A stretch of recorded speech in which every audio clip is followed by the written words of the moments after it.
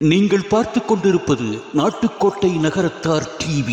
ஒன்று தெரிஞ்சுக்கணும், நீங்கள் 10 தலைமுறையினுடைய வறுமையை ஒற்றை தலைமுறையில் தீர்க்க முடியும் என்றால் அது கல்வியால் மட்டும்தான் முடியும் என்பதை நீங்கள் அத்தனை பேர் மனதில் வைத்துக் கொள்ளுங்கள். 10 தலைமுறையினுடைய வறுமையை ஒற்றை தலைமுறை தீர்க்க முடியும் என்றால் அது கல்வியால் மட்டும்தான் முடியும். சார், இந்த உலகத்தில் 3 விதமான ஈரா இருந்துச்சு, யுகங்கள் இருந்துச்சு.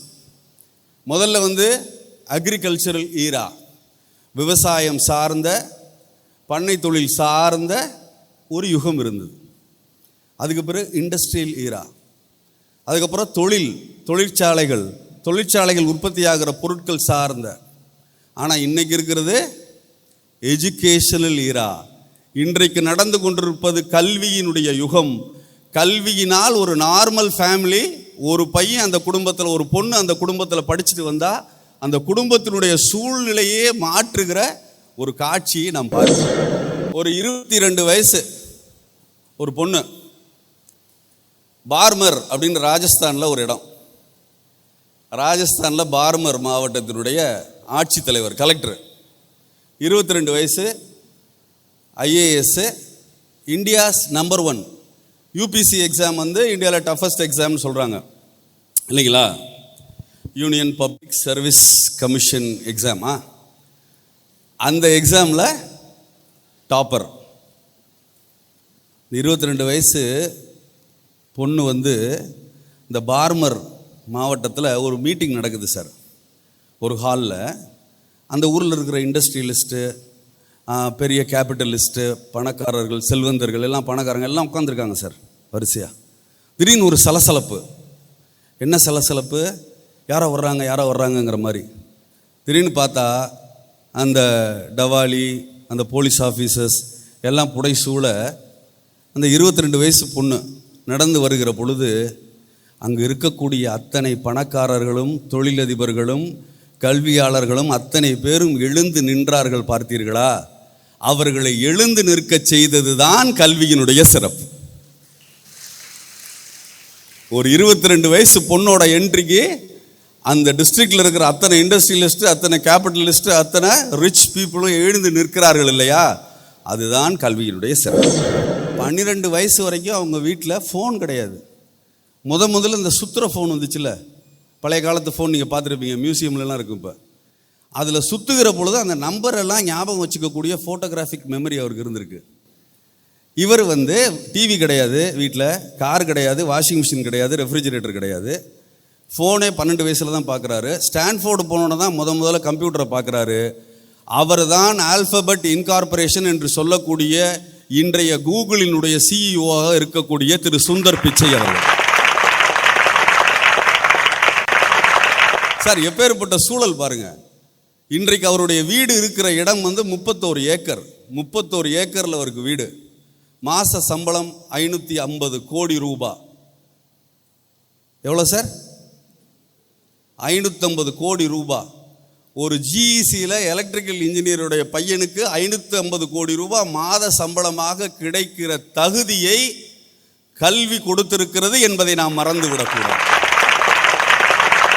தரமான வைர நகைகளை சரியான விலையில் வாங்க ஸ்மார்ட் டைமண்ட்ஸ் டி நகரில் புதிதாக திறக்கப்பட்டிருக்கும் நமது ஷோரூமிற்கு வருகை தாருங்கள். ராம்நாத், அருணாச்சலம், சித்ரா ராம்நாத், டி நகர், சென்னை. ஆன்மீக ஆனந்தம் தரும் சிவம் திருநீர் அணிந்து சிந்தை குளிர்வீர். உங்கள் வாழ்வு சிறக்க சிவம் திருநீர் அணிவீர். சென்னையில் வைர நகைகள் வாங்க KNC diamonds, carat and carat, Arimalam Muthu Kannan, Ranganayaki Kannan.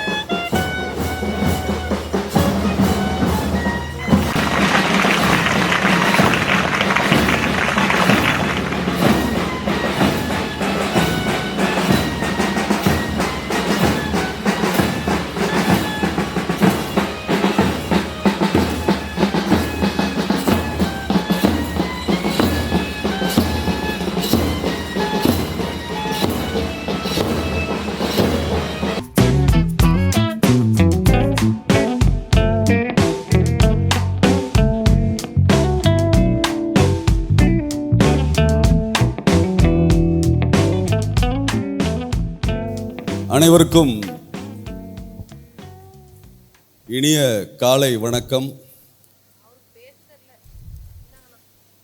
2023ஆம் ஆண்டு ஜூன் மாதம் 28ஆம் தேதி இதே தேசிய கல்லூரியில் இதே மாணவர் அறிமுக விழாவிலே சிறப்பு விருந்தினராக கலந்து கொண்டு மாணவர்கள் முன்னால் பேசிய நினைவுகள் என் மனதில் நிழலாடுகிறது. இந்த வாய்ப்பை கொடுத்த மரியாதைக்குரிய தேசிய கல்லூரியினுடைய செயலாளர் பெருமதிப்பிற்குரிய திரு ரகுநாதன் ஐயா அவர்களுக்கும், சற்றேறக்குறைய 15 ஆண்டு கால நண்பர் மதிப்பிற்குரிய நமது புதிய முதல்வர் திரு பிரசன்ன பாலாஜி அவர்களுக்கும், இங்கே கூடியிருக்கக்கூடிய ஆசிரியர் பெருமக்களுக்கும் மாணவர்களுக்கும், உங்கள் அத்தனை பேருக்கும் என் நெஞ்சார்ந்த வாழ்த்துக்களையும் நன்றியையும் சொல்லி என்னுடைய உரையை துவங்குகிறேன். எண்ணிய முடிதல் வேண்டும், நல்லவே எண்ணல் வேண்டும், திண்ணிய நெஞ்சம் வேண்டும், தெளிந்த நல்லறிவு வேண்டும், பண்ணிய பாவமெல்லாம் பருதி முன் பணியைப் போலே நன்னிய நென்முன் இங்கு நசித்திடல் வேண்டும் அண்ணாய்.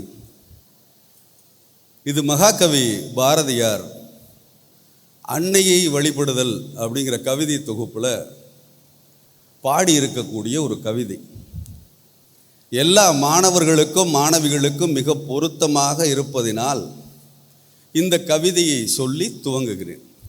இது ஒரு பாசிட்டிவ் வைப், ஒரு நேர்முக சிந்தனை கொண்ட ஒரு பாடம். எண்ணிய முடிதல் வேண்டும், நாம் எண்ணுகிற காரியம் முடிய வேண்டும். அன்னை பராசக்தியிடம் வேண்டுகிறார் மகாகவி. எண்ணியதெல்லாம் முடியணுமா? நல்லவே எண்ணல் வேண்டும். நல்லதை நீங்கள் நினைக்கணும், அது நல்லபடியாக முடியணும். பண்ணிய பாவமெல்லாம் பருதி முன் பணியைப் போலே, அறிந்தும் அறியாமலும் சில பிழைகளை நாம் செய்திருக்கிறோம். அந்த பாவமெல்லாம் பருதி முன் பணியைப் போலேனா என்ன? பருதினா கதிரவன்.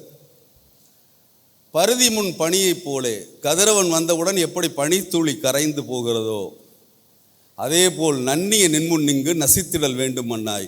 இந்த கல்லூரி வளாகத்திற்குள் வந்த பிறகு நாம் அறிந்தும் அறியாமலும் செய்த பிழைகள் அத்தனையும் நம்மை விட்டு சென்று ஒரு ஆகச் சிறந்த மனிதனாக இந்த தேசிய கல்லூரி நம்மை உருவாக்கப் போகிறது என்கிற நம்பிக்கையை விதைப்பதற்காகத்தான் இந்த பாடலை சொல்லி துவங்கினேன். என் அன்பிற்குரியவர்களே, எல்லாவற்றிலுமே இறை அருள்தான் காரணம் என்கிற நம்பிக்கை நமக்கு எப்பொழுதும் இருக்க வேண்டும். இறை அருளால் தான் எல்லாம் நடக்கிறது என்கிற நம்பிக்கை நமக்கு எப்பொழுதும் இருக்க வேண்டும். இஸ்லாமிய சமூகத்திலே பார்த்தால் இன்ஷா அல்லாஹ் என்று சொல்வார்கள். அதற்கு அர்த்தம் என்னன்னா, இறைவன் நாடினால். நாளைக்கு வந்துடுறீங்களா சார்? இன்ஷா அல்லாஹ் வந்துடுறோம்பாங்க. கிறித்துவ மதத்திலே டிவைன் ப்ராவிடன்ஸ் என்று சொல்வார்கள். இயேசு கிறிஸ்து விரும்பினால், இறைவன் நாடினால் என்று சொல்வார்கள். நமது இந்து மதத்திலே தெய்வ சங்கல்பம் என்று சொல்வார்கள். ஒவ்வொரு மதத்திலும் இறை அருளால் தான் எல்லாம் நடைபெறுகிறது என்பதை தொடர்ந்து சொல்லிக்கொண்டே இருக்கிறார்கள். இப்போ நம்ம ஸ்டூடெண்ட்ஸுக்கெல்லாம் ஒரு ரெக்வஸ்ட் வைக்கிறேன். எல்லோரும் உங்கள் வாழ்வில் எது நடந்தாலும் அது இறை அருளால் தான் நடந்தது என்கிற வார்த்தையை சேர்த்து சொல்லி பழக வேண்டும் என்கிற சிந்தனையை உங்கள் மனதிலே விதைக்கிறேன். எது நடந்தாலும் என்ன சொல்லணும்? இறை அருளால் இது நடந்தது என்கிற சிந்தனை நமக்கு வர வேண்டும். அர்த்தமுள்ள இந்து மதத்தில் கண்ணதாசன் ரொம்ப அழகாக சொல்லுவார், நீ விரும்புகின்ற ஒன்று நடக்காத வரை, நீ விரும்பாத ஒன்று நடக்கின்ற வரை, நீ விரும்புகிறாயோ விரும்பவில்லையோ இறைவன் என்றொருவன் இருக்கிறான். நீ விரும்புகின்ற ஒன்று நடக்கின்ற வரை, நீ விரும்பாத ஒன்று நடைபெறாத வரை. நீ விரும்பாத ஒன்று நடக்குது, நீ விரும்புகிற ஒன்று நடக்கலை. நீ விரும்புறியோ விரும்பலையோ இறைவன் என்று ஒன்று இருக்கிறான் என்று சொன்னார். இப்போ இந்த பெற்றோர்கள் பேசுகிற பொழுது ஒரு பெற்றோர் சொன்னார், சார் நான் ஒரு சாதாரண ஆட்டோ டிரைவர் அப்படின்னு சொன்னார். அந்த அன்பு தகப்பனுக்கு ஒரு அன்பான வேண்டுகோள், தயவு செய்து இனிமேல் எந்த இடத்திலும் நான் சாதாரண ஆட்டோ டிரைவர் என்று சொல்லாதீர்கள். 40 பவுன் நகை ஆட்டோவில் கிடந்ததை கூட கொண்டு போய் காவல்துறையிடம் ஒப்படைத்த பெருமைக்குரிய துறை ஆட்டோ ஓட்டுநர்கள் என்பதை மறந்து. யாருமே இங்கே சாதாரணமானவங்க கிடையாது. நம்மை நாமே சாதாரணம் என்று எண்ணிக்கொள்வது மிகப்பெரிய பிழை. 40 பவுன் எனக்கு என்ன சார் வேல்யூ? 50 லட்ச ரூபா. 50 லட்ச ரூபா நகையை ஒருத்தர் கொண்டு போய் தனக்கு யார் இன்னைக்கு பணம் இருக்கிறவங்களே அதை நமக்கு தேவைன்னு எடுத்துக்குவாங்க. ஆனால் வசதி இல்லாத ஒருத்தர் கூட அதை காவல்துறையிடம் கொண்டு போய் கொடுக்கிறார் என்றால் அந்த அளவிற்கு சமூகத்திலே ஆட்டோ ஓட்டுநர்களாக இருப்பவர்கள் கூட மிகுந்த நாணயம் மிக்கவர்களாக இருக்கிறார்கள். எனவே இங்கே சாதாரண மனிதர்கள் என்று யாரும் இல்லை. 1919ஆம் ஆண்டு வரலாற்று சிறப்பு மிக்க இந்த தேசிய கல்லூரி ஆரம்பிக்கப்பட்டது. முன்னாள் ஜனாதிபதி திரு ஆர் வெங்கட்ராமன் அவர்கள் இந்த கல்லூரியினுடைய முன்னாள் மாணவர். மகாத்மா காந்தி அவர்கள் இந்த கல்லூரிக்கு வருகை புரிந்திருக்கிறார். முன்னாள் பாரத பிரதமர் திரு ஜவஹர்லால் நேரு அவர்கள் இந்த கல்லூரிக்கு வருகை புரிந்திருக்கிறார். திரு முன்னாள் ஜனாதிபதி ராதாகிருஷ்ணன் அவர்கள் இந்த கல்லூரிக்கு வருகை புரிந்திருக்கிறார் என்பதெல்லாம் பெருமைக்குரிய செய்திகள் தான். ஆனால் நான் எதை பெருமைக்குரிய செய்தியாக நினைக்கிறேன் தெரியுமா?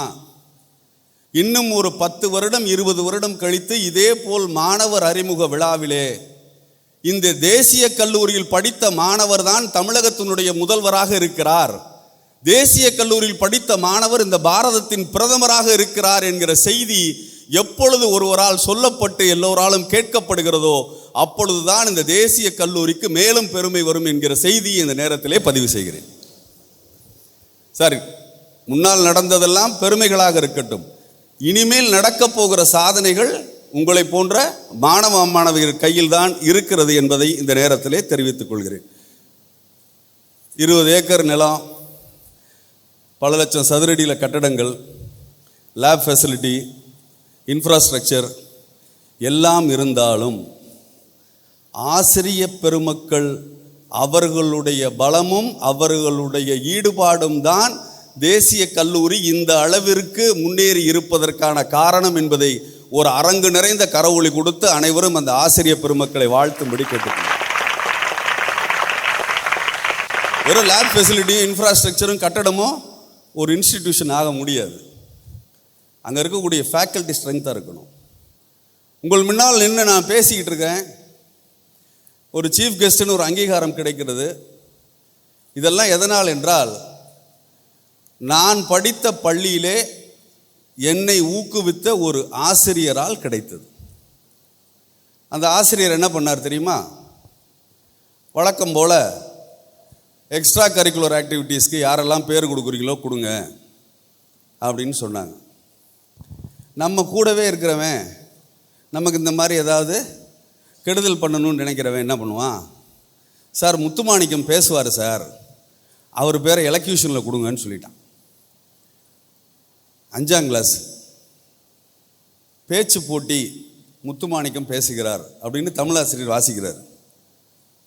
ஆனால் முத்துமாணிக்கத்துக்கு மட்டும்தான் தெரியும், முத்துமாணிக்கத்துக்கு மேடையில் பேச தெரியாதுன்னு. நான் மெதுவாக எந்திரிச்சு, சார் நமக்கு அவ்வளவா பரவாயில்ல, என்ன தெரியுமோ அதை வந்து பேசுவா அப்படின்னாரு. சரின்னு போயிட்டேன் சார். இந்த சின்ன பிளாட்ஃபார்ம் மாதிரி போட்டிருக்கோம்ல கிளாஸ் ரூமில், நம்ம கிளாஸ் பசங்க தான், நம்ம பய பிள்ளைங்க தான் உட்காந்துருக்கு. குர்ன்னு நம்மளே பார்த்துக்கிட்டே இருக்கேன். மேடையில் ஏறினேன். ராமன் குடுவை எடுத்தான், காட்டுக்கு போனான். ராமன் குடுவை எடுத்தான், காட்டுக்கு போனான். ராமன் அப்படின்னோடனே நம்ம ஆளுங்களுக்கெல்லாம் ஒரு பழக்கம் இருக்குது, என்ன தெரியுங்களா? யாராவது ஒருத்தர் இந்த மாதிரி பயந்து லேசாக நடுங்கிற மாதிரி தெரிஞ்சுன்னு வச்சுங்க, எல்லோரும் சேர்ந்து கை தட்டிடுவாங்க. அதாவது நீ பேசுனது போதும், மேடை விட்டு இறங்குன்னு அர்த்தம்.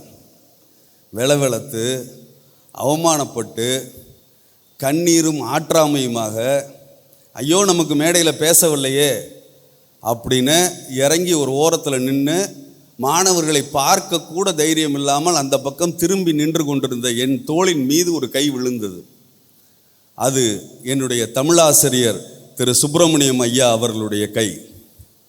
அவர் சொன்னார், நிச்சயமாக உன்னால் மேடைகளில் மிகச் சிறப்பாக பேச முடியும். முயற்சி செய்தால் எதுவும் நிச்சயமாக நடக்கும். எவரெவரோ பேசுகிற பொழுது உன்னால் பேச முடியாது என்பதை மட்டும் நீ வளர்த்து கொள்ளாதே. நிச்சயமாக நீ ஒரு நாள் மேடையில் பேசுவாய். அதை எத்தனை பேர் இருந்தாலும் உன்னால் தைரியமாக பேச முடியும் என்று அன்று அந்த ஆசிரியர் கொடுத்த உற்சாகம் தான் சார் இன்னைக்கு நான் உங்க முன்னால் நின்று பேசிட்டேன். ஆசிரியர்களை பற்றி ரெவ்யூ நேஷனல் காலேஜ் வெப்சைட்டில் போய் பார்த்தேன். அந்த ரெவ்யூவில் எல்லா மாணவர்களும், படித்து முடித்த மாணவர்கள் அத்தனை பேரும் யூனிக்காக சொல்லியிருக்கிற விஷயம் என்ன தெரியுமா சார்? பெஸ்ட்டு ப்ரொஃபஸர்ஸ், ரொம்ப ஃப்ரெண்ட்லி ப்ரொஃபஸர்ஸ், ரொம்ப நல்லா கைண்டாக அட்டென்ஷன் கொடுத்து எங்களுக்காக பாடம் எடுக்கிற ப்ரொஃபஸர்ஸ். ஆனால் அதில் ஒரே ஒரு பையன் சொல்லியிருக்கான் சார், கேன்டீன் ரொம்ப தூரமாக இருக்குது, கிளாஸ் ரூம்லேருந்து கேன்டீன் ரொம்ப தூரமாக இருக்குது. ஏன் அங்கே போய் அந்த சம்சாவை சாப்பிடாம தான் இருயேன். இப்போ சம்சா சாப்பிடலைன்னா இப்போ என்ன கெட்டு போச்சு. இன்னொருத்தர் சொல்லியிருக்கான், கிரவுண்டு ரொம்ப தூரமாக இருக்குது.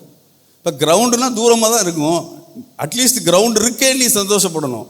இவ்வளோ தூரம் ஓடி போய் நீ அங்கே ப்ராக்டிஸ் பண்ணுறதுக்காக தான் கிரவுண்டை தூரமாக வச்சுருக்கான். சார் கிரவுண்ட் ரொம்ப தூரமாக இருக்குது சார், கேன்டீன் ரொம்ப தள்ளி இருக்குது சார். ஒரு மிகப்பெரிய பணக்காரர், அவர் தன்னுடைய 2 பிள்ளைகளை வளர்த்தார். 2 பேரும் பசங்க. 2 பேருமே 30-35 வயசுக்குள்ளே மிகப்பெரிய கோடீஸ்வரர்கள் ஆகிட்டாங்க. கோடீஸ்வரர்கள் ஆனோன்னே அந்த சுற்றி இருக்கிறவங்களாம் கேட்டாங்க, எப்படி சார் நீங்கள் எப்படி உங்கள் பையனுங்களை கோடீஸ்வரன் ஆக்குனீங்கன்னு கேட்டாங்க. அதற்கு அந்த தந்தை சொன்னார், அவர்கள் 7 வயதாக இருக்கின்ற காலம் தொட்டு ஒன்று சொல்லி நான் வளர்த்துருக்கேன் அந்த பசங்களை. என்ன தெரியுமா? எதை பற்றியும் கம்ப்ளைண்ட் பண்ணக்கூடாது, எதை பற்றியும் குறை சொல்லக்கூடாது. இன்னைக்கு மழை வந்ததா கூட எடுத்துக்கொண்டு போ. இன்னைக்கு உனக்கு பாடம் புரியவில்லையா, ஆசிரியர்களிடம் மீண்டும் ஒரு முறை கேள். உனக்கு சைக்கிள் ஓட்ட சரியாக வரவில்லையா, உன் கிளாஸில் நல்லா சைக்கிள் ஓட்டுற பையன்ட்டு எனக்கு கற்றுக் கொடுன்னு கேளு. எது உனக்கு தெரியவில்லையோ, எதை நீ குறையாக நினைக்கிறாயோ, அந்த குறையை, அதுக்கான சொல்யூஷனை நீ தேடணுமே தவிர குறை சொல்லிக்கொண்டே இருப்பது வாழ்க்கை இல்லைன்னு சொல்லி கொடுத்தேன்.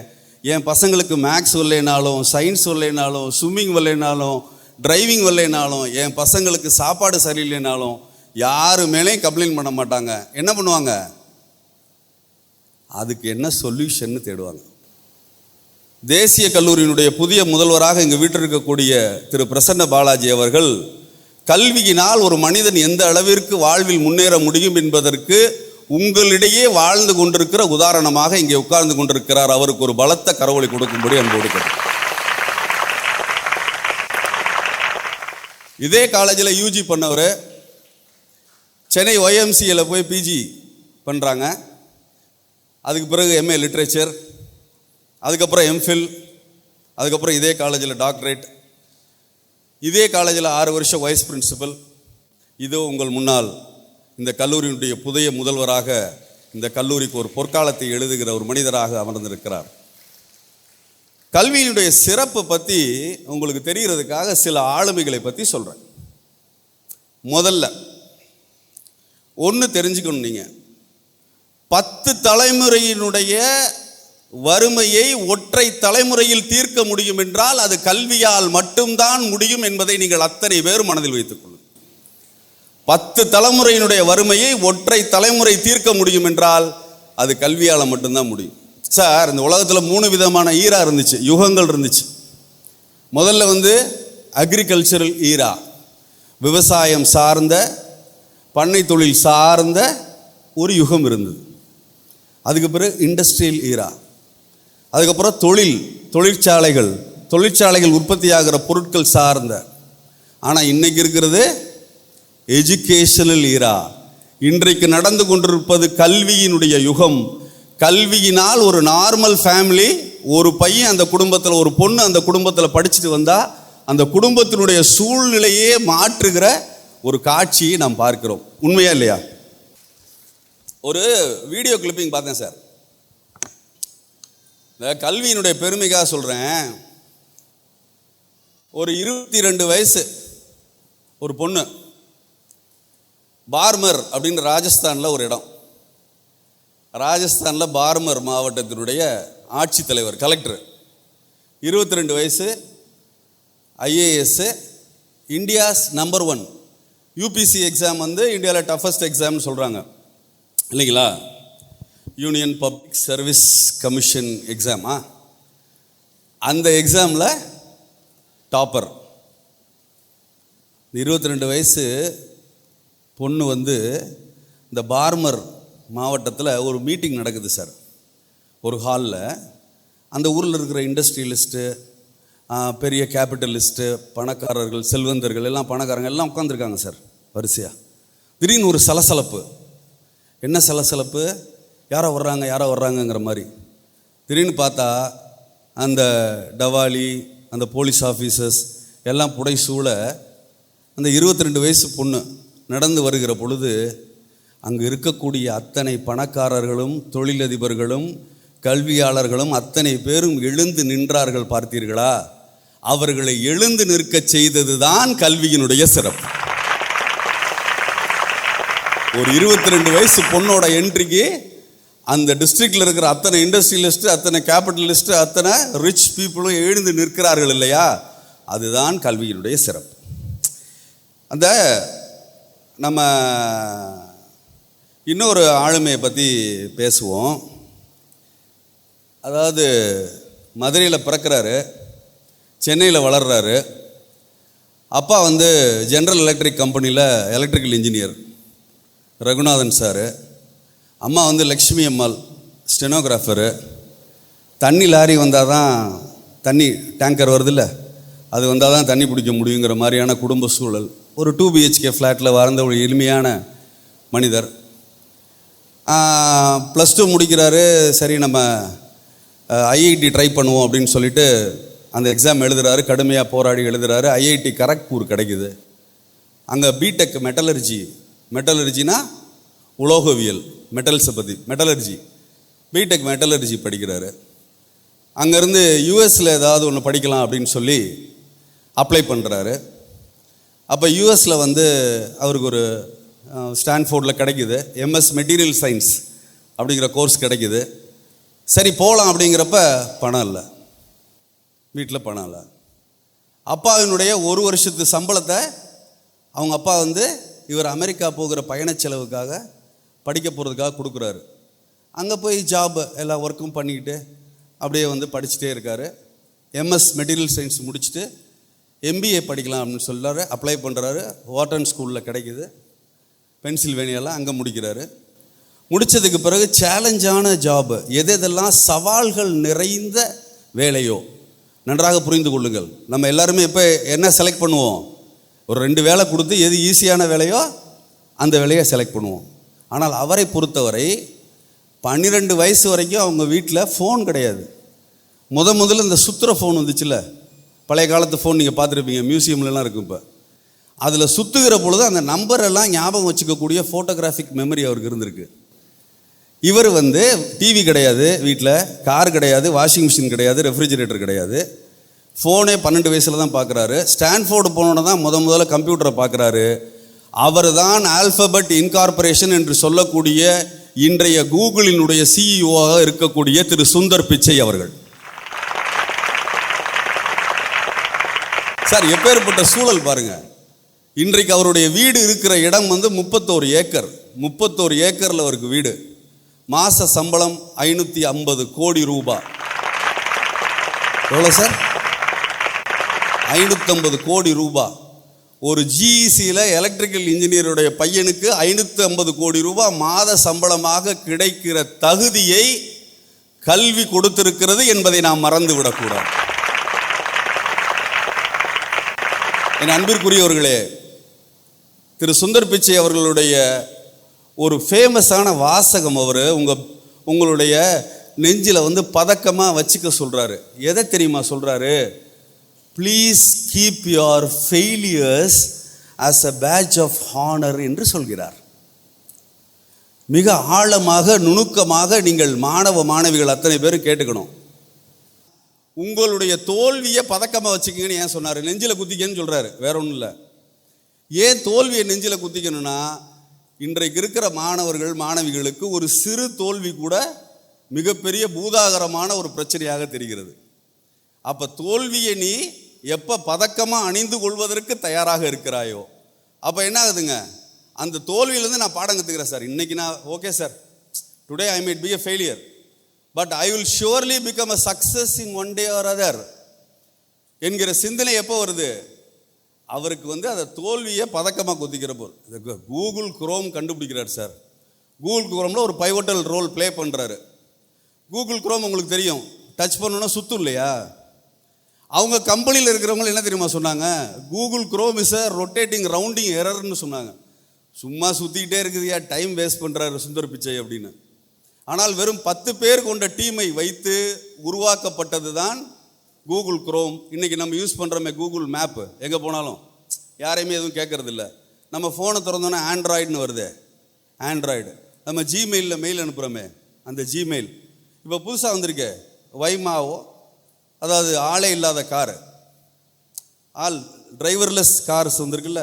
இந்த டெக்னாலஜி எல்லாத்துக்கும் பின்னாடி இருக்கிறது யார்? நம் தமிழ்நாட்டை சேர்ந்த, மதுரையில் பிறந்த, சென்னையில் வளர்ந்த உங்களை போன்ற ஒரு மாணவர் சுந்தர் பிச்சை தான் என்பதை நீங்கள் அத்தனை பேரும் நினைவில் வைத்துக் கொள்ளுங்கள். அடுத்தது அன்சார் அகமது ஷேக் அப்படின்னு ஒருத்தர் சொல்கிறேன். நம்ம பேரண்ட்ஸ் சொன்னார், நான் சாதாரண ஆட்டோ டிரைவர்னு. இந்த அன்சார் அகமது ஷேக்குங்கிறவர் ஒரு ஆட்டோ டிரைவரினுடைய பிள்ளை. அம்மா விவசாய கூலி. பிஏ பொலிட்டிக்கல் சயின்ஸ் படிக்கும் பொழுது ஃபண்டிங் வாங்கி பார்ட் டைம் ஜாப் பார்த்து தான் படிக்கிறாரு. படித்து ஒரு ஐஏஎஸ் ஆஃபீஸராக இன்றைக்கி பிளேஸ்மெண்ட் ஆகியிருக்கார். இப்போ ஒரு முக்கியமான ஆளுமை சீதாராம் ஸ்ரீகாந்த். யாருக்காவது தெரியுமா சீதாராம் ஸ்ரீகாந்த்? சீதாராமபுரம் ஸ்ரீகாந்த். அவர் ஊர் பேர் சீதாராமபுரம், அவர் பேர் ஸ்ரீகாந்த். என்ன சார் இருக்குது ஸ்ரீகாந்தோட வாழ்க்கையில்? ஒன்றும் இல்லை சார், வருஷத்துக்கு 20,000 ரூபா வருமானம் வர்ற ஒரு ஃபேமிலி சார். வருஷத்துக்கு 20,000னா மாதம் எவ்வளோ சார்? வருஷத்துக்கு 20,000னா மாதம் எவ்வளோ சார்? ஒரு 1,500 ரூபா, 1,700 ரூபா. அதுவும் அரிசி விற்று வரக்கூடிய வருமானம் வருஷத்துக்கு 20,000 ரூபாய். இதில் அந்த பேரண்ட்ஸுக்கு குழந்தை பிறக்குது. அந்த குழந்தை 2 கண்களும் இல்லாத பார்வையற்ற ஒரு குழந்தையாக, மாற்றுத்திறனாளியாக பிறக்கிறது. இப்போ அந்த குழந்தைய எல்லாரும் என்ன சொல்கிறாங்க? சொந்தக்காரங்களாம், பேசாமல் எங்கேயாவது கொண்டே விட்டுருங்க, உங்களுக்கே வருஷ வருமானம் 20,000. இதில் இந்த மாதிரி பார்வையற்ற கண்ணு தெரியாத குழந்தைய வச்சு எப்படி சமாளிக்க போகிறீங்க? அந்த பெற்றோர்கள் சொல்கிறார்கள், இல்லை அவன் எங்கள் பிள்ளை, அவன் எங்களோட இருக்கட்டும். கஷ்டப்பட்டு படிக்க வைக்கிறாங்க. 10th ஸ்டாண்டர்டில் அந்த பார்வையற்ற மாற்றுத்திறனாளி ஸ்ரீகாந்த் எடுத்த மதிப்பெண் 98%.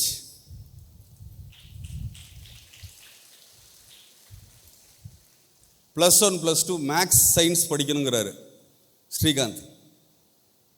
ஆனால் எந்த ஸ்கூலில் இருக்கிற எந்த டிபார்ட்மெண்ட்டும் மேக்ஸு சயின்ஸு பிளைண்டாக இருக்கிறவங்களுக்கு கொடுக்க முடியாதுன்னு சொல்கிறாங்க. இப்போ ஸ்ரீகாந்த் கோர்ட்டை, நீதிமன்றத்தை நாடுகிறார். நான் என்னால் படிக்க முடியும், எனக்கு நம்பிக்கை இருக்குது, இவங்க ஏன் கொடுக்க மாட்டேங்கிறாங்க? Let them give me an opportunity, I will prove myselfன்னு சொல்கிறார். அப்போ கோர்ட் டைரக்ஷன் கொடுக்குது, அவருக்கு +1 +2 மேக்ஸ் அண்ட் சயின்ஸ் கொடுங்க, let us see what happens. படிக்கிறார் +1 +2. +2லையும் 98% வித் மேக்ஸ் அண்ட் சயின்ஸ். இப்போ ஐஐடியில் படிக்கணும்னு ஸ்ரீகாந்துக்கு ஆசை. ஐஐடிக்காக ட்ரை பண்ணுறார். IIT says no blind student is allowed in IIT. Srikanth சொல்கிறாரு, ஐஐடி என்னை வேண்டாம் என்றால் நான் ஐஐடியை வேண்டாம் என்கிறேன். யூஎஸில் இருக்கிற 3 யூனிவர்சிட்டிக்கு அப்ளை பண்ணுறார். MIT, Massachusetts Institute of Technology இருக்கு இல்லையா, அப்ளை பண்ணுறார். ஸ்டான்ஃபோர்ட் அப்ளை பண்ணுறார். இன்னொரு யூனிவர்சிட்டி அப்ளை பண்ணுறாரு. 3 இடத்துலையுமே அவருக்கு சீட்டு கிடைக்குது. அதில் மேசச்சூசெட்ஸில் 100% ஸ்காலர்ஷிப்போடு கிடைக்குது. அங்கே போய் மேனேஜ்மெண்ட் ஸ்டடீஸ் படிக்கிறார். என் அன்பிற்குரிய சகோதர சகோதரிகளே, வருடத்திற்கு 20,000 ரூபாய் வருமானம் உள்ள மாதத்துக்கு வெறும் 1,700 ரூபா.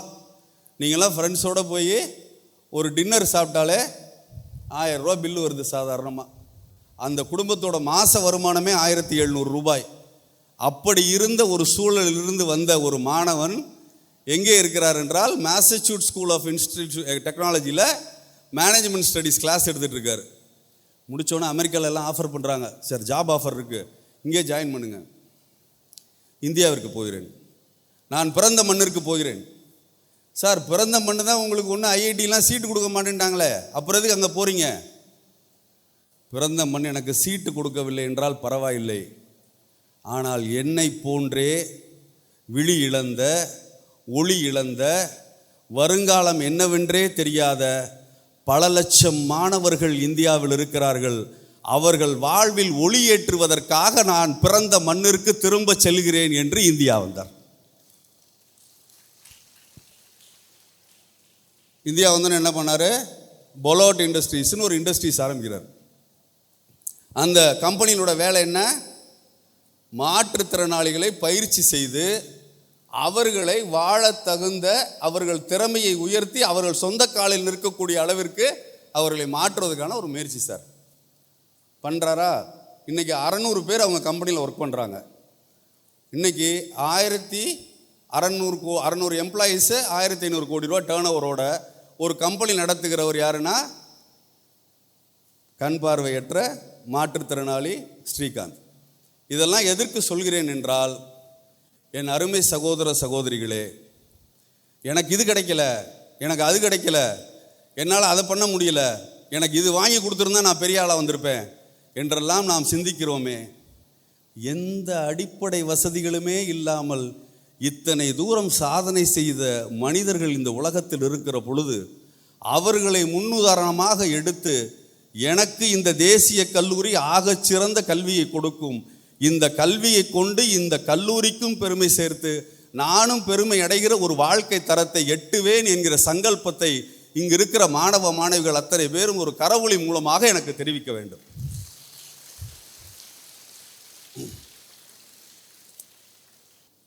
என் கூட படித்த ஒருத்தர், அவர் பேர் சொல்ல, நான் அவர்கிட்ட நான் பர்மிஷன் கேட்கல, பிரபுன்னு வச்சுக்கோமே, அவர் பேர் பிரபு.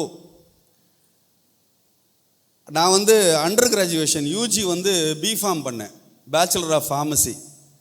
பேச்சுலர் ஆஃப் ஃபார்மசிங்கிறது 4 இயர்ஸ் கோர்ஸு, ஊட்டியில் பண்ணேன். என் கூட அவர் படித்தார். அப்போ கல்ச்சுரல்ஸ்லாம் நான் ரொம்ப ஈடுபாடாக இருப்பேன். கிட்டத்தட்ட அடித்தா ஒரு வருஷத்துக்கு வந்து ஒரு 9 ஃபஸ்ட் ப்ரைஸு அது மாதிரி அடிக்கிறது. பேச்சு போட்டி, கட்டுரை போட்டி, கவிதை போட்டி, ஸ்கிட்டு, டேப்லோ அப்படின்னு அடிக்கிறது. அப்போ பாண்டமங்கலம்னு ஒரு ஊருக்கு கரூர் மாவட்டத்தில் என் ஃப்ரெண்டு வந்து சொல்கிறாரு, அங்கே ஒரு நிகழ்ச்சி நீ வந்து பண்ணுறியானாரு. ரைட்டு ஓகேன்னு போனோம். நாங்கள் ஒரு 6-7 பேர் ஃப்ரெண்ட்ஸு. அங்கேருந்து பக்கத்தில் நாமக்கல் மாவட்டத்தில் எங்கள் வீடு இருக்குது, வர்றீங்களான்னு சொல்லி அந்த பிரபு கேட்குறாரு. சரின்னு போனோம் சார். ஒரு பஸ்ஸு போய் ஒரு டேர்னிங்கில் நிற்கிறப்போ அந்த ஒத்த போர்டு நிற்கும் பார்த்தீங்களா, ஒரு ரவுண்டாக பஸ் ஸ்டாப்புன்னு போட்டு, அந்த போர்டு பஸ் ஸ்டாப்புன்னு போட்டு ஒரு ஒத்த போர்டு. பஸ்ஸு போய் நின்றுச்சு, எங்களை 5-6 பசங்களையும் இறக்கி விட்டுருச்சு. இறங்கி பார்த்தா அந்த பாரதி ராஜா படத்துலலாம் வரும்ல, அப்படியே தூரக்க பார்த்தோம்னா ஒரே செங்காடாக இருக்கும், செம்மண் காடு, தூரக்க 2 பனைமரம் இருக்கும்ல, அந்த மாதிரி இருக்கும். நான் கேட்டேன், பிரபு வீடு எங்கப்பா? இங்கே தான், வா போகலாம் அப்படின்னாரு. சரின்னு நடந்தோம். ரொம்ப தூரம் நடந்து போயிட்டோம். தூரத்தில் ஒரு குடிசை, அதுக்கு பின்னாடி ஒரு ஓட்டு வீடு. அந்த குடிசைக்கு கூட்டிகிட்டு போனாருங்க. கூட்டிகிட்டு போனால் அவரை பெற்ற தாய் ஒரு கிராமத்து தேவதையை போல் அந்த வீட்டிற்குள் அமர்ந்திருந்தார். சார், இன்றைக்கி எனக்கு பசுமையாக ஞாபகம் இருக்குங்க. அந்த வீட்டில் கரண்ட்டு கிடையாது. இந்த ரோட்டு ஓரத்தில் நீங்கள் போகிறப்ப வாழைப்பழம் விற்பாங்க பார்த்தீங்களா, தள்ளு வண்டியில் வாழைப்பழம், அவங்க ஒரு விளக்கு ஏற்றி வச்சுருப்பாங்க பார்த்துருக்கீங்களா, ஒரு தகரத்தில் இப்படி உருண்டையாக டப்பா மாதிரி செஞ்சு மேலே ஒரு கெட்டியாக ஒரு திரி வச்சு அதை எரிய விட்டால் அது ரொம்ப நேரம் எரிஞ்சிட்டே இருக்கும், பார்த்துருக்கீங்களா? அந்த விளக்கு தான் அந்த வீட்டினுடைய வெளிச்சம். அந்த வெளிச்சத்தில் அந்த தாய், நாங்கள் போன 6 ஃப்ரெண்ட்ஸுக்கும் எங்களுக்கெல்லாம் ஒரு அரிசி ரொட்டியோ கேப்ப ரொட்டியோ ஏதோ ஒன்று ஒரு விறகடுப்பில் சுட்டு கொடுத்தாங்க. அந்த உணவினுடைய சுவையை இதுவரை எத்தனையோ 5 ஸ்டார் ஹோட்டலில் சாப்பிட்ருக்கேன். அந்த உணவினுடைய சுவையை நான் இதுவரை ருசித்ததில்லை. அந்த வீட்டிலே நாங்கள் எல்லோரும் இரவு தங்க முடியாது என்பதற்காக பின்னாடி அந்த ஓட்டு வீடு சொன்னேன்ல, அது அவங்க மாமா வீடு. அங்கே தான் கரண்ட் இருக்குது சார். கரண்ட் என்ன சார், கரண்ட்டுன்னு என்ன சார், இப்போ இருக்கிற மாதிரி எல்இடி லைட்டு, ஃப்ளஷ் லைட்டு, அந்த காலத்து முட்டை பல்பு பார்த்துருக்கீங்களா, மஞ்சள் கலரில் எரியும், அது ஒத்த பல்பு, வெளியில் 2 திண்ணை. அந்த திண்ணையில் நாங்கள் ஃப்ரெண்ட்ஸ் அப்படியே பேசிக்கிட்டு சேட் பண்ணிவிட்டு சாப்பிட்டுட்டு தூங்கிட்டோம். இப்போ அந்த பிரபு அதே கல்லூரி, எங்கள் கல்லூரியில் எம்ஃபார்ம் முடிக்கிறாரு, ஒரு வேலைக்காக ட்ரை பண்ணுறாரு. யூஎஸில் அவருக்கு ஒரு வேலை கிடைக்குது. அந்த ஃபார்மசூட்டிக்கல் மேனுஃபேக்சரிங் கம்பெனியில் போய் கொஞ்சம் கொஞ்சமாக நுணுக்கங்களை கற்றுக்கொள்கிறார். நுணுக்கங்களை கொஞ்சம் கொஞ்சமாக டெவலப் பண்ணி என்ன பண்ணுறாருன்னா, அந்த கம்பெனியினுடைய நிர்வாகம் யார்கிட்டையாவது இந்த நிர்வாகத்தை ஒப்படைக்கணும்னு நினைக்கிறப்ப தைரியமாக சார் நான் மேனேஜ்மெண்ட் பார்த்துக்கிறேன்னு ஏற்றுக்கிறாரு. ஏற்றுக்கிட்டதுக்கு பிறகு அந்த மேனேஜ்மெண்ட்டை கொஞ்சம் கொஞ்சமாக வளர்த்து வளர்த்து வளர்த்து இப்போ தான் முக்கியமான விஷயம், நியூயார்க் ஸ்டாக் எக்ஸ்சேஞ்சில் லிஸ்டிங் பண்ணக்கூடிய ஒரு மிகப்பெரிய ஃபார்மசூட்டிக்கல் கம்பெனியாக அந்த கம்பெனியை டெவலப் பண்ணி விட்டார். அந்த கம்பெனியை விட்டு அவர் இந்தியாவில் வந்து தான் தொழிற்சாலை நடத்த வேண்டும், இங்கே இருக்கிறவங்களுக்கு ஜாப் ஆப்பர்ச்சுனிட்டி கொடுக்கணுங்கிறதுக்காக அந்த ஃபேக்ட்ரி எவ்வளோக்கு தெரியுமா விற்றார்? 2500 கோடி ரூபாய்க்கு விற்றார் சார். அந்த வீட்டினுடைய நிலைமை அப்படியே ஃப்ளாஷ்பேக்கில் நினச்சி பாருங்கள். அவங்க வீடு, அவங்க பெற்றோர் இருந்த சூழல், அவங்க மாமா வீட்டில் மட்டும்தான் கரண்ட்டு, இந்த மாதிரி ஒரு பேக்ரவுண்ட்லேருந்து வந்தவர் தன்னைத்தானே, அதுக்கு பேர் தான் ஸ்கில் டெவலப்மெண்ட் என்று பெயர். நானும் வந்தேன், எல்லாரும் வந்தாங்க, எல்லாரும் தான் வெஸ்டி ஸ்கூலில் படித்தாங்க என்னோட. சார் சொன்ன மாதிரி எத்தனையோ பேர் ஒன்றா படிக்கிறோம், ஒன்றா வேலை பார்க்குறோம், ஒன்றா இருக்கோம். ஆனால் யாரெல்லாம் எவரெவரெல்லாம் தன்னுடைய திறமையை வளர்த்து கொள்கிறார்களோ, உங்கள் ஸ்கில்லை யாரெல்லாம் டெவலப் பண்ணுறதுக்கு தயாராக இருக்கீங்களோ, அவங்க எல்லாருமே வாழ்க்கையில் மிகப்பெரிய உயரத்தை அடைவீர்கள் என்பதற்கு அந்த பிரபு என்கிற என்னுடைய நண்பர் தான் சாட்சி.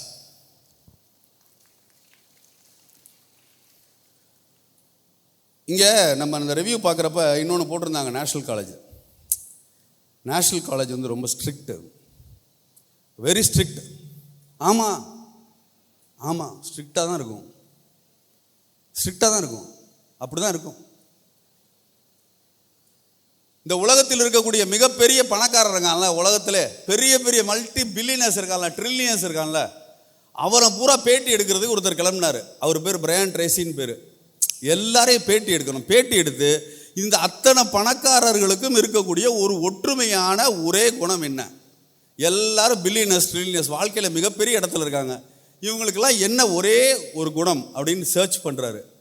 அந்த பிரையன் ட்ரேசி எல்லாரையும் பேட்டி எடுத்துகிட்டு வந்து முடிவில் எழுதுகிறார், அந்த உலகத்தில் இருக்கக்கூடிய அத்தனை பணக்காரர்களுக்கும் இருக்கக்கூடிய ஒற்றை குணம் என்னன்னா செல்ஃப் டிசிப்ளின், சுய ஒழுக்கம். Robert Kiyosaki Rich Dad and Poor டேட்னு எழுதியிருப்பார். மில்லியன்ஸ் ஆஃப் புக்ஸ் வித்திருக்கு. அந்த புத்தகங்கள் எல்லாம் நீங்கள் வாங்கி படிக்க வேண்டும் என்று நான் பரிந்துரை செய்கிறேன். அந்த புத்தகத்திலலாம் என்ன எழுதியிருக்கார் ராபர்ட் கியோசாகி? ஆமாம் சார், நானும் போய் பார்த்தேன், எல்லா மில்லியனர்ஸ்னு இருக்கக்கூடிய ஒரே குணம், ஒற்றை குணம் என்னன்னா செல்ஃப் டிசிப்ளின். ஆனால் இப்போ எப்படி இருக்குது நிலைமை? யாராவது செல்ஃப் டிசிப்ளினை பற்றி பேசினா, யாராவது இப்படி தான் இருக்கணும்னு பேசினா, ஐயா வந்துட்டார்ப்பா பூமர் அங்கிள், ஏதோ புதுசாக நமக்கு சொல்கிற மாதிரி சொல்லிகிட்டு இருக்காரு, இதெல்லாம் எங்களுக்கே தெரியும் என்கிற மனோபாவம் தான் இருக்கிறது. ஆனால் என் அன்பிற்குரியவர்களே, நாங்கள் படித்த காலத்திலெல்லாம் கெட்டு போக வேண்டுமென்றால் தேடி போய் தான் கெட்டு போக முடியும். இன்றைக்கு இருக்கிற இளைய சமுதாயத்தினர் கெட்டு போக வேண்டுமென்றால் உங்கள் விரல் நுனியிலேயே கெட்டு போவதற்கான ஆயுதத்தை அனைவரும் தூக்கி கொண்டே திரிகிறீர்கள். அதனால் இதை தொடர்ந்து சொல்ல வேண்டிய கடமை எங்களை போன்ற மூத்த சமுதாயத்திற்கு இருக்கிறது. வேறு வழி இல்லை. நீங்கள் என்ன எங்களை பேர் சொல்லி கூப்பிட்டாலும் நீங்கள் என்ன செய்ய வேண்டும் என்பதை நாங்கள் தொடர்ந்து சொல்லிக்கொண்டே தான் இருப்போம். என் அன்பிற்குரியவர்களே, உங்கள் வாழ்க்கையில் எப்பொழுதும் அடுத்தவருடைய அபிப்பிராயத்தை பற்றி கவலைப்படாதீர்கள். இங்கே தொடர்ந்து ஒரு பிரச்சனை இருக்குது. என்னென்னா, நம்ம எல்லாருமே எவாலுவேஷனுக்காக தொடர்ந்து ஏங்குறோம் சார். எல்லாரும் இன்றைக்கி இருக்கிற இளைஞர்களை பார்க்குறப்ப பைக் வேகமாக ஓட்டுறான், ஒரு வீலை தூக்கி ஓட்டி காட்டுறான், பேக் வீலை தூக்கி ஓட்டி காட்டுறான், ட்ரிபிள்ஸ் போகிறான், அப்படியே சறுக்கி விட்டு கீழே விழுகுறான், அதையும் எடுக்கிறான். எடுத்து இன்றைக்கி சர்க்கியூட்டு கீழே விழுந்தேன்னு ஃப்ராக்சர் காலோட இப்படி தூக்கி வச்சுட்டு இருக்கான். அதையும் எடுத்து போடுறான். ஏன்னா யாராவது நம்மளை இன்ஸ்டாகிராமில், ஃபேஸ்புக்கில், த்ரெட்ஸில், என்னென்ன இருக்க வாட்ஸ்அப்பில், இதில்னா என்னோடய ரீல்ஸை யாராவது பார்க்கணும். பார்த்துட்டு சூப்பர்ப்பா, ஐயா அன்னைக்கு அபிஷேக் ஓட்டினாம்பார் வண்டி, 110 போனாயா, பின்னாடியே 108 ஆம்புலன்ஸ் வந்துச்சு. இவன் போனது 110, ஆனால் பின்னாடி 108 வர வேண்டிய சூழ்நிலை வந்துடும். அடுத்தவருடைய அபிப்பிராயம், என்னை பிறர் உயர்வாக நினைக்க வேண்டும் என்கிற அபிப்பிராயம் தேவையே இல்லை. அது ஒரு பட்டர்ஃப்ளை எஃபெக்ட். நீங்கள் எப்போ அடுத்தவருடைய அபிப்பிராயத்தை பற்றி கவலைப்படவில்லையோ அப்பொழுதுதான் நீங்கள் உங்களுக்காக வாழ தொடங்குகிறீர்கள் என்பது அர்த்தம். அதனால் அவர் என்ன நினச்சிக்குவாரோ, எனக்கு எவ்வளோ லைக்ஸ் வந்துச்சு, என்னை எப்படி நீங்கள் எவாலுவேட் பண்ணுறீங்க, இன்ஸ்டாவில் நான் இன்றைக்கி ஒன்று போட்டனே யாருமே பார்க்கலையே என்கிற கவலை தயவு செய்து விட்டு விடுங்கள். இந்த உலகம் உங்களை பற்றி கொஞ்சம் கூட கவலைப்படுவதில்லை. ஒரு எறும்புக்கு கூட நமது வாழ்க்கையை பற்றி அக்கறை இல்லை. நாளைக்கே இந்த உலகத்தில் நாம் இல்லாமல் போய்விட்டால் ஒரு எறும்பாவது கவலைப்படுமானா கிடையாது. எறும்பு அது வேலையை பார்க்கும், காக்கா அது வேலையை பார்க்கும், யானை அது வேலையை பார்க்கும், தினமலர் பேப்பர் ஆஸ் யூஷுவல் வரும். ஏதாவது மாறப்போகுதா கொஞ்சம் யோசிச்சு பாருங்கள். அப்போ இங்கே அடுத்தவருடைய அபிப்பிராயம் தேவையில்லை, நீங்கள் உங்களை பற்றி என்ன எண்ணுகிறீர்கள் என்பது தான் இங்கே முக்கியம். இப்போ இந்த ஃபோனை எடுத்து நோண்டிக்கிட்டே இருக்கிறோம்ல, மொபைல் ஃபோனை 10 வருஷம் தொடர்ந்து ஃபோனை நோண்டிகிட்டே, ஃபோனை ஆப்ரேட் பண்ணிகிட்டே, இன்ஸ்டா ரீல்ஸ் எல்லாம் பார்த்துட்டே இருக்கீங்கள்ல, அப்போ டோப்பமின் ரஷ்ன்னு சொல்கிறான் டாக்டர்ஸ். டோப்பமின் ரஷ். டோப்பமின்ங்கிறது ஒரு ஹாப்பி ஹார்மோன். அது ரஷ் பண்ணுது உங்கள் மூளையில், அப்படியே ஒரு ஃப்ளட்டு மாதிரி அப்படி அடிக்குது, வெள்ளம் மாதிரி. அப்படி அடிக்கிறப்ப என்ன ஆகுது, you feel so happy about it. ஒரு எக்ஸ்டசி, சூப்பராக இருக்குது. அடுத்து இன்னொருத்தன் வர்றான், அவன் பைக் ஓட்டுறான். அடுத்து இன்னொருத்தன் வர்றான், அவன் ஒரு ஜோக் சொல்கிறான். இப்படி மாற்றி மாற்றி நீங்கள் இன்ஸ்டாவில் ரீல்ஸ் பார்த்துக்கிட்டே இருக்கிறீங்க இல்லையா, it creates டோப்பமின் rush in your brain. இந்த பிரெயினை 10 வருஷம் மொபைல் ஃபோனை தொடர்ந்து யூஸ் பண்ணிவிட்டு அந்த பையனுடைய பிரெயின் இமேஜையும் ஒரு கோக்கைன் அடிக்ட் ஆனவனுடைய பிரெயின் இமேஜையும் எடுத்து மருத்துவர்கள் பார்க்கிற பொழுது ரெண்டுமே ஒன்றா இருக்கு. உங்கள் மூளையினுடைய இமேஜை எடுத்து ஸ்கேன் பண்ணி பார்க்கிற பொழுது ஒரு போதைப் பொருளுக்கு அடிமையானவனுடைய மூளை எப்படி இருக்கிறதோ அதே போன்று செல்ஃபோனை தொடர்ந்து பார்த்து கொண்டே இருப்பவனுடைய மூளையும் இருக்கிறது. அப்போ நம்மளையே அறியாமல் செல் நம்முடன் வாழ்கிறதா இல்லை நாம் செல்லுடன் வாழ்கிறோமா என்கிற ஒரு சிந்தனையே இல்லாமல் செல்லுக்குள் எல்லோரும் மூழ்கி கொண்டிருக்கிற காலம் வந்துவிட்டது. சார், ஒரு செய்தியை படித்தோன்னா பதச்சு போயிட்டேன். அது உண்மையாக இருக்கக்கூடாதுன்னு 2-3 தடவை திருப்பி படித்தேன். அது உண்மைதான். உங்களில் எத்தனை பேர் அதை பார்த்தீர்கள், படித்திருப்பீர்கள்? நிறைய பேர் படித்திருப்பீங்க. என்ன தெரியுமா சார், கர்நாடகாவில் ஒரு ரிட்டையர்டு போலீஸ் ஆஃபீஸர் பப்ஜி விளையாடுறதுக்கு ஃபோனை ரீசார்ஜ் பண்ண மாட்டேன்னு சொல்லிட்டார் சார். 21 வயசு பையன் சார், பப்ஜி விளையாடணும்னு சொல்லி ஃபோனை ரீசார்ஜ் பண்ணி கேட்டிருக்கான். பண்ணித்தர மாட்டேன், நீ சும்மா இதே வேலையாக இருக்க, பண்ண மாட்டேன்னு சொல்லிட்டான். தன் தந்தையே அவன் கொலை செய்து விட்டான்.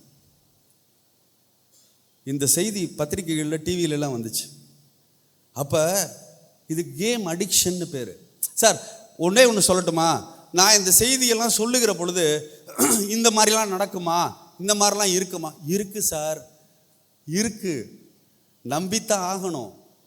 ஆரம்பத்தில் நீங்கள் முதல் நாளே இது வேண்டாம் என்று சொல்லவில்லை என்றால் அது பழக்கமாகிய பிறகு அவன் எந்த அளவுக்கு போகிறான் பாருங்க. சார், இப்போ நம்ம என்ன நினைக்கிறோம், சாதாரணமாக தெருவில் நிறைய நாய் இருக்குது, தெரு நாய்கள் நிறைய அதிகரிச்சிருச்சு, பார்த்து போங்க உங்களை கடிச்சிட போகுது அப்படின்னு சொல்லி நம்மளே இப்படி கவனமாக இப்படி தான் கார் ஓட்டுறோம், இப்படி தான் 2 வீலர் ஓட்டுறோம், காலை தூக்கிக்கிறோம். உண்மை தானே? நாயை பார்த்தா லேடிஸ்க்கெல்லாம் கேட்கவே வேணாம், பயந்து அந்த பக்கம் ஓடி போயிடுறாங்க. நம்மெல்லாம் தப்பிச்சுக்கிட்டோம், நாயினால பிரச்சனை இல்லை, எல்லாம் ஒதுங்கி போயிடுறோம்னு தானே நினைக்கிறோம். என் ஃப்ரெண்டு ஒரு தடவை போன வாரம் நாய் கடிச்சிருச்சு சார். அவர் கையில் கட்டு போட்டுக்கிட்டு இருந்தார். இப்படி, என்ன சார் கையில் கட்டு போட்டுருக்கீங்க? என்ன இல்லை, நாய் கடிச்சிச்சு, நான் ஓடுனேன், கீழே விழுந்தேன், கையை ஊனுனேன், இந்த மொழி இந்த இடத்துல இந்த ஜாயிண்ட் விலகிக்கிச்சு. அப்படியா? எங்கே ட்ரீட்மெண்ட் பார்த்தீங்க? எங்கள் ப்ரைவேட் ஹாஸ்பிட்டல்லையா? நாய்க்கடிக்கு ப்ரைவேட் ஹாஸ்பிட்டல்லாம் சரியாக வராது சார், ஜிஹெச்சில் தான் அதுக்கு வேக்சின் இருக்குது. ஆனால் ஜிஹெச்சுக்கு போனீங்க, போட்டு வந்துட்டீங்களா? எல்லாம் முடிஞ்சா நல்லபடியாக? போனேன். நான் போன அரை மணி நேரத்தில் 40 பேர் நாய் கடிச்சு வந்தான்னாரு. அரை மணி நேரம் இவர் போய் அந்த ஊசி போட காத்திருக்கிற நேரத்தில் திருச்சி ஜிஹெச்சில் 40 பேர் நாய் கடிச்சு வர்றான். அப்போ நம்ம என்ன நினச்சிக்கிறோம்? நம்ம தெருவில் இருக்கிறது 4 நாய் தானே, இதனால் என்ன பிரச்சனைன்னு நினச்சிக்கிறோம். ஆனால் அது எந்த அளவுக்கு வந்துருச்சு பாருங்கள். மனிதர்களை பயமுறுத்துகிற அளவுக்கு நாய்களுடைய எண்ணிக்கை அதிகமாகி கொண்டிருக்கிறது. தொடர்ந்து நாய்களால் மனிதர்கள் துன்புறுத்தப்படுகிற காலம் இப்பொழுது நடந்து கொண்டிருக்கிறது இல்லையா? இந்த கேம் அடிக்ஷனுங்கிறதும் அதே மாதிரி தான். ஆரம்பத்தில் நம்ம சாதாரணமாக பப்ஜி தானே, நம்ம பிள்ளை தானே, சும்மா கொஞ்சம் நேரம் விளையாடட்டும். குழந்தைங்க அடம் பண்ணுறாங்க, பிடிவாதம் பிடிக்கிறாங்கங்கிறதுக்காக தயவு செஞ்சு செல்ஃபோனை யாரும் உங்கள் வீட்டில் இருக்கிறவங்க கொடுத்துடாதீங்க. என்ன காரணம் தெரியுமா? அடமே பண்ணாமல், பிடிவாதமே பிடிக்காமல், வச்ச இடத்துல அப்படியே ஒரு குழந்தை இருந்துச்சுன்னா அதுக்கு பேர் பொம்மை, அது குழந்தை கிடையாது. குழந்தையாக இருந்தால் அது அடம் பண்ண தான் செய்யும், பிடிவாதம் பிடிக்க தான் செய்யும், அழத்தான் செய்யும். அதை ஆற்றுப்படுத்துவதற்கு, சமாதானப்படுத்துவதற்கு 1000 வழிகள் இருக்கிற பொழுது செல்ஃபோன் ஒரு பொழுதும் அதற்கு தீர்வாகாது என்கிற சிந்தனையை நீங்கள் தொடர்ந்து வளர்த்து கொள்ள வேண்டும். காரணம் என்னென்னா, உங்களுடைய கண்கள் இருக்குல்ல, இந்த ஐஸ், ஹியூமன் ஐஸ் கடவுள் கொடுத்துருக்கிறார். 576 மெகா பிக்சல் இந்த கண்ணுடைய ஸ்ட்ரென்த். 576 மெகா பிக்சலுக்கு ஒரு கேமராவை மனுஷனால் நினச்சி கூட பார்க்க முடியாது.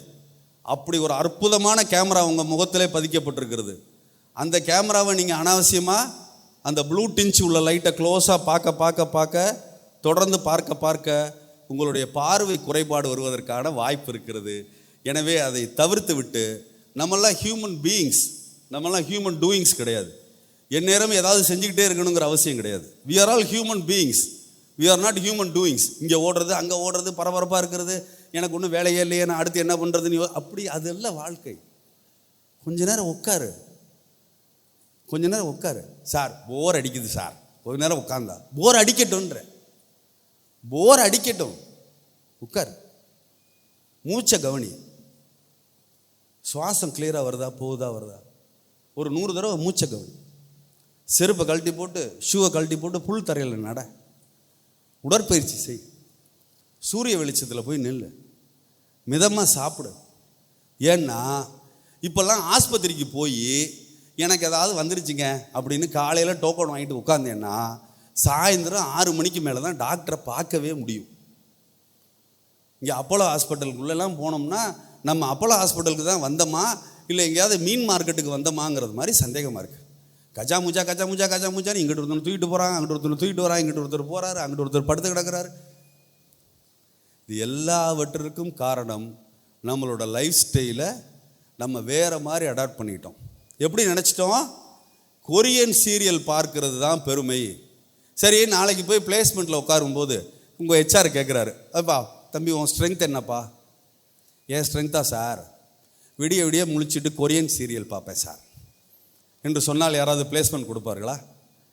கொரியன் சீரியல் பார்த்து அதே மாதிரி ட்ரெஸ்ஸு, அதே மாதிரி ஹேர் கட்டு, சென்னையில் கொரியன் சிக்கன்லாம் போட்டு கடை ஆரம்பிச்சிட்டான். நான் ஒன்று கேட்கிறேன், தமிழகத்தில் இல்லாத பண்பாடும் கலாச்சாரமும் பாரம்பரியமும் எந்த நாட்டில் இருக்கிறது என்று சொல்லுங்கள். நீங்கள் சொல்கிற வார்த்தைக்கு நான் தலை வணங்குகிறேன். மற்ற நாட்டுக்காரெல்லாம் கல்லை எடுத்துட்டு காட்டில் வேட்டையாடிக்கிட்டு இருந்த பொழுது கற்புடைமை பற்றி கிளாஸ் எடுத்த நாடு சார் இந்த நாடு. நம்ம ஏன் சார் அடுத்தவனுடைய உணவை பார்த்து காப்பி அடிக்கிறோம்? அடுத்தவன் எப்படி வாழ்கிறான், அவன் என்ன பண்ணுறான், என்ன உடுத்துறான், எப்படி ஹேர் கட் பண்ணுறான், அவன் என்ன சிக்கன் சாப்பிட்றான், அந்த நாட்டுக்கு அது பொருந்தும், அந்த மசாலா, அந்த இன்க்ரீடியன்ஸு. சார் ஒன்று சொல்லட்டுமா, உங்கள் உணவு பழக்கங்களில் உங்களுக்கு மிகப்பெரிய மாற்றத்தை இந்த ஊடகங்கள் ஏற்படுத்திடுச்சு. இந்த மீடியா இருக்குல்ல, சோஷியல் மீடியா. சார் நூடுல்ஸ் ஒரு வருஷத்துக்கு எவ்வளோ தெரியுமா விற்கிது? தமிழ்நாட்டில் மட்டும் 15,000 கோடி ரூபாய்க்கு விற்கிது. சார் சிக்கன் ரைஸ் பிள்ளைங்க போய் வாங்குறப்ப பக்குங்குது சார். கடையில் அவ்வளோ கூட்டம். சிக்கன் ரைஸ் கொடுங்க, எனக்கு 4 கொடுங்க, எனக்கு 5 கொடுங்க, சிக்கன் ரைஸ் கொடுங்க. சிக்கன் ரைஸில் பாட்டிலாக வச்சு கலராக ஊற்றுறானே, அந்த டிப்பு, அந்த சொல்யூஷன், அந்த மிக்சிங், அதெல்லாம் எந்த விதமான கெமிக்கலில் தயாரிக்கப்பட்டதுன்னு உங்களுக்கு தெரியுமா? தெரியாது. நாளைக்கு மிகப்பெரிய பிரச்சனை வந்தப்போ நீங்கள் எப்படி சமாளிப்பீங்க? என் ஃப்ரெண்டு ஒருத்தர் என்ன சொன்னார், சார் நான் ரெகுலராக ஜங்க் ஃபுட்டு சாப்பிட்டுக்கிட்டே இருப்பேன். I like junk food, you know, I love to eat junk food. நான் சொன்னேன், ஒரு 60 லட்ச ரூபா ரெடி பண்ணிக்க. எதுக்கு 60 லட்சம்? இல்லை, நீ 60 லட்சம் ரெடி பண்ணிக்க. எதுக்குன்னு கேட்குறேன். இல்லை, எப்படி உனக்கு 1 வருஷத்தில் லிவர் டிரான்ஸ்பிளான்டேஷன் பண்ணுற மாதிரி ஆயிரும். 1 வருஷம் தொடர்ந்து ஜங்க் ஃபுட்டு சாப்பிட்டுக்கிட்டே இருந்தால் லிவர் டிரான்ஸ்பிளான்ட் பண்ணுற மாதிரி ஆயிரும். நான் உங்களை பயமுறுத்துறதுக்காக சொல்லலை, இது எல்லாமே யதார்த்தமான உண்மை. நம்ம ஊர் பாரம்பரியப்படி சமைச்சு சாப்பிட்ட எல்லாருமே 95 வயசு 100 வயசு ஆரோக்கியமாக வாழ்ந்த வரலாறு இந்த நாட்டில் உண்டு. இந்த ஜங்க் ஃபுட்டு, இந்த தேவையில்லாத உணவு பழக்கங்கள், இதெல்லாம் நமக்கு தேவையில்லாதவை. ஆகவே என் அன்பிற்குரியவர்களே, நீங்கள் அத்தனை பேரும் இந்த செல்ஃபோன் பயன்பாட்டை பற்றி சொன்னேன், உணவு பழக்கங்களை பற்றி சொன்னேன். உங்கள் பெற்றோரை மதிக்க வேண்டும் என்று சொல்லி மேலும் ஒரு செய்தியை சொல்லி நிறைவு செய்கிறேன். நம்ம பெற்றோரை மதிக்க வேண்டும்ங்கிறப்போ ஒரு மூதுரை ஞாபகம் வருது. மூதுரைன்னு அப்படியே பின்னால் திரும்பி பார்க்கக்கூடாது. மூதுரையா? ஏன்னா சங்க இலக்கியத்துக்கெல்லாம் போயிட்டாரு. இருக்குது, மேட்ரு இருக்குது, எழுதுனது தான் சங்க இலக்கியம். ஆனால் இன்னைக்கு இருக்குது. என்ன சொல்கிறான்? அற்ற குளத்து அருநீர் பறவை போல் உற்றுளி தீர்வார் உறவல்லர். அக்குளத்தில் கொட்டியும் ஆம்பலும் நெய்தலும் போலவே உற்று உறவார் உறவு. என்ன தெரியுமா அர்த்தம்? அற்ற குளம்னா என்ன? ஃபுல்லாக இருக்கிற பாண்டு. யுசிய பாண்டு, ஒரு குளம், ஒரு லேக் பார்க்குறீங்க, ஃபுல்லாக இருக்குது. அற்ற குளத்து அருநீர் பறவை போல். அப்போ எங்கேருந்து வரும் பேர்ட்ஸ் எல்லாம்? தே ஃப்ளாக் அண்ட் கம். அங்கேருந்து ஒரு ஸ்வான் வரும், ஒரு ஹம்மிங் பேர்டு வரும், அந்த பேர்டு வரும், இந்த பேர்டு வரும், அப்படியே ஃப்ளாக் பண்ணிட்டு வரும்.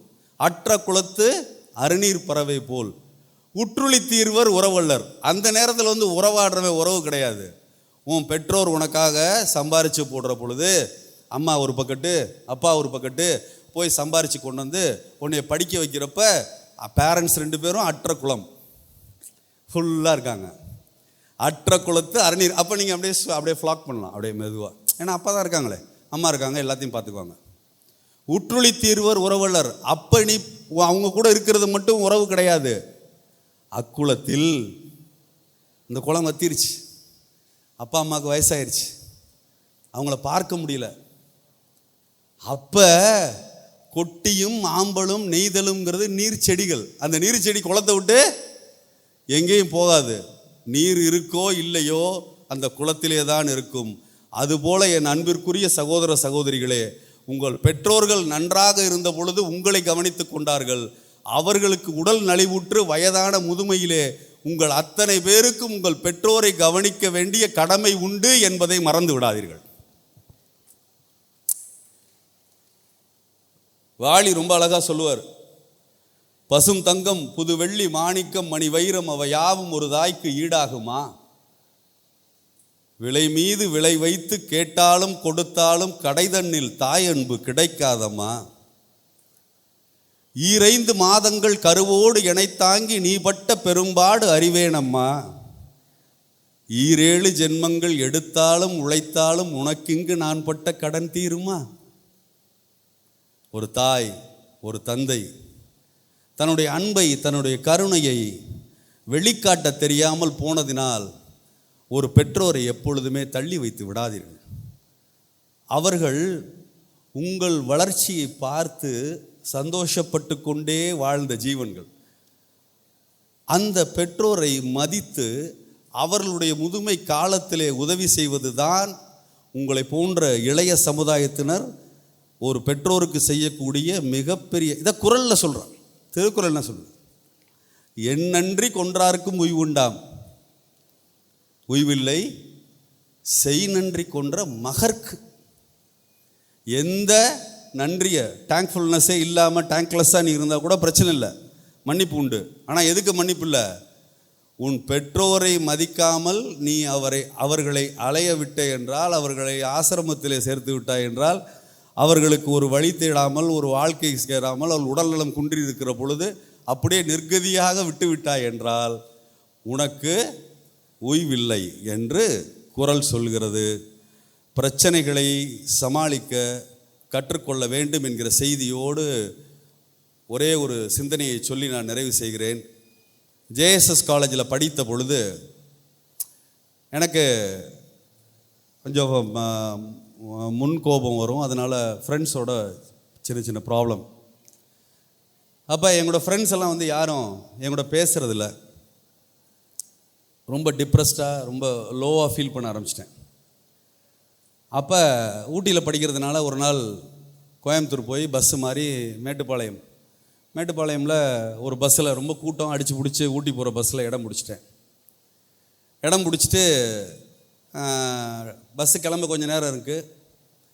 அந்த 3 பேர் உட்கார்ற சீட்டில் உட்காந்து அந்த முன்னாடி ஒரு கம்பி இருக்கும்ல, பழைய இப்போ உள்ள பஸ்லையும் இருக்குன்னு நினைக்கிறேன். அந்த கம்பியில் இப்படி தலையை வச்சு இப்படியே படுத்திருந்தேன். அப்போ தரையில் யாரோ ஏதோ சாப்பிட்டுட்டு போட்ட பேப்பர் அதை மிதித்து ஸ்ட்ரைட் ஆக்கிட்டாங்க. அந்த பேப்பர் அப்படியே இப்படி குனிஞ்சி பார்த்தேன், படித்தேன்.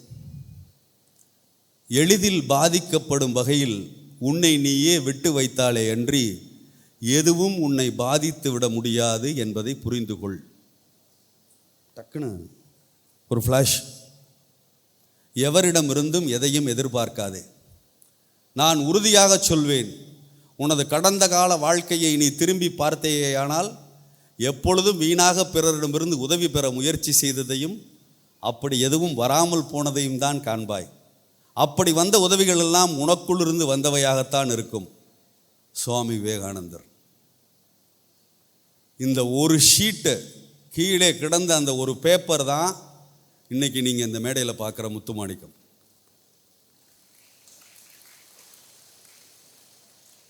எந்த இடத்திலிருந்து வேண்டுமானாலும், எந்த புத்தகத்திலிருந்து வேண்டுமானாலும், எந்த ஆசிரியரிடமிருந்து வேண்டுமானாலும் ஒற்றை சொல், ஒரு வரி உங்கள் வாழ்க்கையே மாற்றக்கூடிய வரியாக அமையலாம். மறந்து விடாதீர்கள்.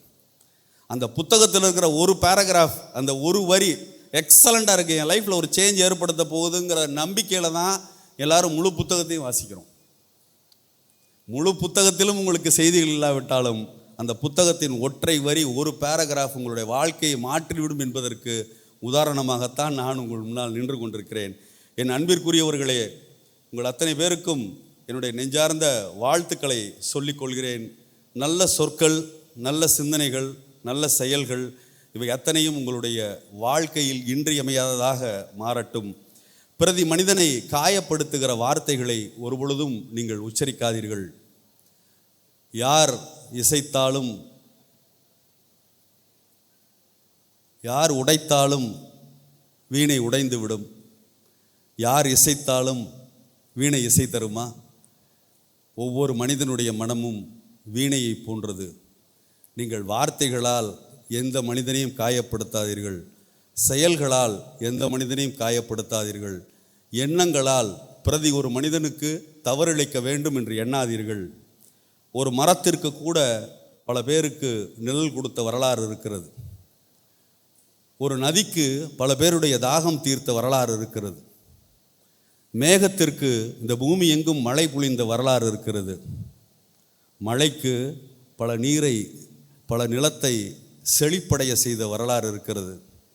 ஒரு மாட்டு வண்டிக்கு கூட தான் சென்ற வழியிலே, பாதையிலே ஒரு தடம் பதித்த வரலாறு இருக்கிறது.